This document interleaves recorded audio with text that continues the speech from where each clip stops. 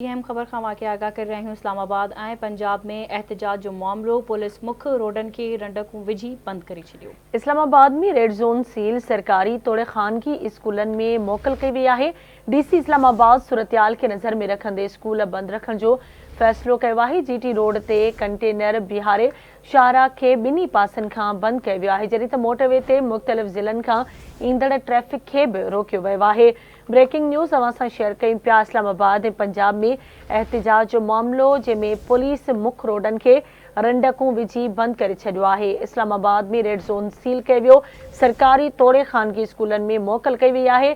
डीसी इस्लामाबाद सूरतयाल के नज़र में रखंदे स्कूल बंद रखण जो फ़ैसिलो कयो आहे। जीटी रोड ते कंटेनर बिहारे शाहरा के ॿिन्ही पासनि खां बंद कयो वियो आहे, जॾहिं त मोटरवे ते मुख़्तलिफ़ ज़िलनि खां ईंदड़ ट्रैफ़िक खे बि रोकियो वियो आहे। तफ़सील मालूम कंदासीं। असां सां लाइन ते मौजूद आहे इस्लामाबाद में आवाज़ न्यूज़ जो ब्यूरो चीफ कुर्बान बलोच। जी कुर्बान, वधीक छा तफ़सील आहिनि, आगाह कजो। जी तहरीक इंसाफ जी एलामी जलसे जी रोशनी में इस्लामाबाद के मुकम्मल तौर ते सील कयो वियो आहे।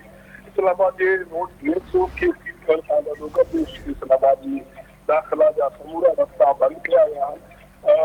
फैज़ाबाद रस्तो जेको जीटी रोड खां इस्लामाबाद में दाख़िल थिए थो, हिनखे बंदि कयो वियो आहे। मोटरवे खे बंदि कयो वियो आहे ऐं रवात टी चौक खे बंदि कयो वियो आहे, जिते कंटेनर लॻाए समूरा रस्ता बंदि कया विया आहिनि।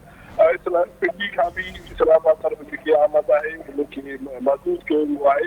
तो इस्लामाबाद खे अमली तौर ते मुकम्मल तौर ते लॉक कयो वियो आहे। जितां ॿाहिरां खां जेका गाॾियुनि जी आमद आहे उहा मुकम्मल तौर बंदि आहे। अहिड़ी नमूने सां डी चौक, सरीना चौक, मेरिक चौक मां जेका रेड जोन तरफ़ जेका दाख़िला आहे जिते सरकारी ऑफिस उन्हनि खे बि मुकम्मल तौर ते रस्तनि खे बंदि कयो वियो आहे।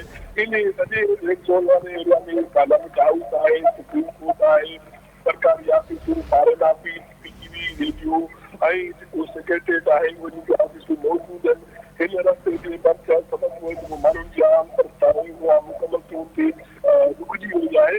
उन सां गॾोगॾु इस्लामाबाद जा जेके स्कूल आहिनि राति देर ताईं जेको ऐलान जारी करे उहे स्कूल बंदि कया विया आहिनि ऐं ॿारनि खे रोकियो वियो आहे त उहे स्कूल न वञनि।